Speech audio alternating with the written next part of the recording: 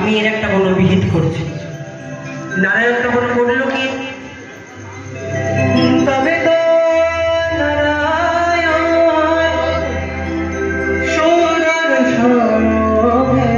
সুদর্শন হেরি একান্ন খণ্ডেতে সতীর দেহ সতীর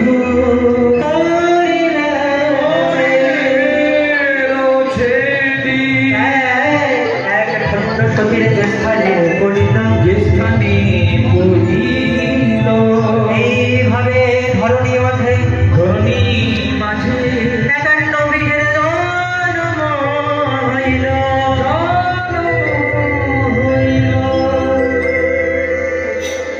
পরম ব্রহ্ম নারায়ণ করল কি, তার সুদর্শন চক্র দিয়ে সতী মায়ের আধ করার দেহটাকে 51 খণ্ডে বিভক্ত করলো। একটা একটা খণ্ড যেখানে পড়িল সেগুলো আজ আমাদের সতী। এদিকে দেবাদিদেব মহাদেব পরম ব্রহ্ম নারায়ণের কৌশল ধ্যানমগ্ন হলো, দেবতারা চিন্তায় করল আবার যদি ধ্যান ভঙ্গ হয় তাহলে তো সতীমাকে দেখতে না পেয়ে আবার শুরু করবে সেই মহাতাণ্ডব নৃত্য। তাই করতে হবে কি, সতী মায়ের পুনর্জন্ম দিতে হবে। কোথায় পুনর্জন্ম হলো মা? হিমালয়পুরে গিরিরাজার ঘরে, মেনকার ঘরে। তাই পরবর্তী